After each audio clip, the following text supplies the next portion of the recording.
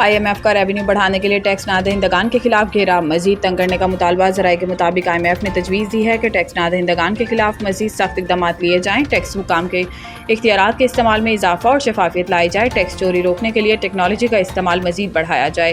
ذرائع وزارت خزانہ کا بتانا ہے کہ POSP ٹیکس چوری کا جرمانہ 5 لاکھ سے بڑھا کر 50 لاکھ کرنے کی تجویز دی گئی ہے، جبکہ ٹیکس چوری پر جرمانے کے ساتھ فوجداری مقدمات درج کرنے کی بھی تجویز ہے۔ ذرائع کا کہنا ہے کہ سولر پینل سمیت تمام ٹیکس استثناء ختم کرنے کی تجویز ہے، جبکہ خاص اسپرے اور زرعی آلات پر 18% GST عائد کرنے کی تجویز ہے۔ ذرائع کے مطابق بجٹ میں زرعی انپٹس اور مشینری پر فیڈرل ایکسائز ڈیوٹی کی شرح بڑھانے کی تجویز زیر غور ہے، جبکہ پرتعیش اشیاء کی فہرست میں مزید اشیاء شامل کر کے ٹیکس میں اضافے کی بھی تجویز ہے۔ پرتعیش اشیاء پر سیلز ٹیکس 25% سے بڑھانے کی تجویز ہے۔ ایٹمی طاقت کا حصول دانشمندانہ فیصلہ تھا، صدر اور وزیر اعظم کی یوم تکبیر پر قوم کو مبارکباد۔ پاکستان کو ایٹمی قوت بنے 27 سال مکمل ہو گئے اور اسی مناسبت سے آج ملک بھر میں یوم تکبیر منایا جائے گا۔ بھارت کے ایٹمی دھماکوں کے جواب میں سابق وزیر اعظم نواز شریف کے دور حکومت میں پاکستان نے 28 مئی 1998 کو بلوچستان کے علاقے چاکی کے مقام پر 5 کامیاب ایٹمی دھماکے کیے، جس کے بعد اس دن کو یوم تکبیر کے نام سے یاد رکھا جاتا ہے۔ یوم تکبیر پر آج ملک بھر میں عام تعطیل ہوگی، خصوصی تقریبات منعقد کی گئی ہیں، وطن کے رکھوالوں کو سلام پیش کیا گیا۔ وزیر اعظم شہباز شریف نے یوم تکبیر کے موقع پر پیغام جاری کیا ہے کہ پاکستان کو دنیا کی 7ویں ایٹمی قوت بنے 27 سال مکمل ہو گئے۔ پاکستان اس مرتبہ یوم تکبیر ایک اہم اور تاریخی موقع پر منا رہا ہے۔ وزیر اعظم شہباز شریف نے جوہری پروگرام کے لیے بے پناہ قربانیاں دینے پر قوم، سابق وزیر اعظم ذوالفقار علی بھٹو، ڈاکٹر عبدالقدیر خان، سائنسدانوں اور انجینئرز کو سلام پیش کیا۔ صدر آصف علی زرداری نے کہا کہ آج ہم ملک کی خود مختاری، علاقائی سالمیت کے تحفظ کا عزم کرتے ہیں، ایٹمی پروگرام سے منسلک سائنسدانوں، انجینئر، سول اور فوجی قیادت کو خراج تحسین پیش کرتے ہیں۔ پاکستانی زائرین کے لیے بڑی سہولت، پاک ایران بارڈر 24 گھنٹے کھلا رہنے کا فیصلہ۔ تہران میں وفاقی وزیر داخلہ محسن نقوی اور ایران کے وزیر داخلہ اسکندر مومنی کے درمیان ایک اہم اور نتیجہ خیز ملاقات ہوئی، جس میں زائرین کے لیے سہولتوں میں اضافے، بارڈر مینجمنٹ اور سیکیورٹی تعاون کے حوالے سے کئی اہم فیصلے کیے گئے۔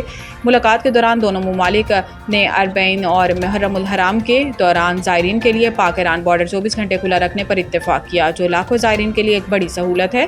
ایرانی وزیر داخلہ نے اعلان کیا ہے کہ ایرانی حکومت 5000 پاکستانی زائرین کو مشہد میں قیام متوام کی سہولتیں فراہم کرے گی، جبکہ بارڈر سے عراق تک زائرین کے لیے خصوصی انتظامات بھی کیے جائیں گے۔ دونوں وزرائے داخلہ نے زائرین کے مسائل کے فوری حل کے لیے ہاٹ لائن کے قیام کا فیصلہ بھی کیا، تاکہ باہمی رابطہ مؤثر اور تیز رفتار بنایا جا سکے۔ محسن نقوی نے ایرانی حکومت کی جانب سے زائرین کی سہولتیں فراہم کرنے پر شکریہ ادا کیا اور کہا کہ ہاٹ لائن کے قیام سے مسائل کو فوری حل کرنے میں مدد ملے گی۔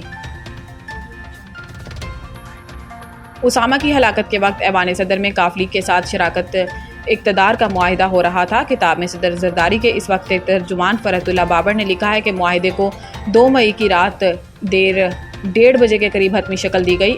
اس وقت امریکی نیوی سیلز ملک دراندازی اور کمپاؤنڈ پر چھاپہ مار رہے تھے، اسامہ بن لادن کو ہلاک کر رہے تھے اور اس کی لاش کے ساتھ فرار ہو رہے تھے۔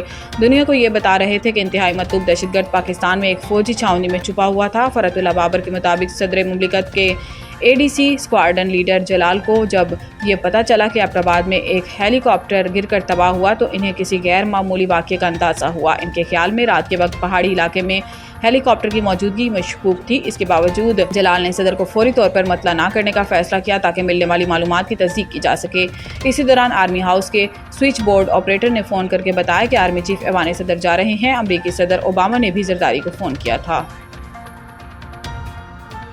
پنجاب اور KP میں طوفانی بارشیں، مظفرآباد میں کلاؤڈ برسٹ، مختلف حادثات میں 6 افراد جاں بحق۔ راولپنڈی اور اسلام آباد میں آندھی اور طوفان کی وجہ سے کئی مقامات پر درخت اور بجلی کے کھمبے گر گئے۔ ادھر پشاور میں بھی آندھی اور بارش ہوئی، جس کی وجہ سے درخت اکھڑ گئے، سولر پینلز اور گاڑیوں کو بھی نقصان پہنچا۔ اٹک میں آندھی اور گرج چمک کے ساتھ بارش ریکارڈ کی گئی، جبکہ مظفرآباد میں کلاؤڈ برسٹ سے 3 افراد جاں بحق، متعدد مکانات اور مسجد کو نقصان پہنچا۔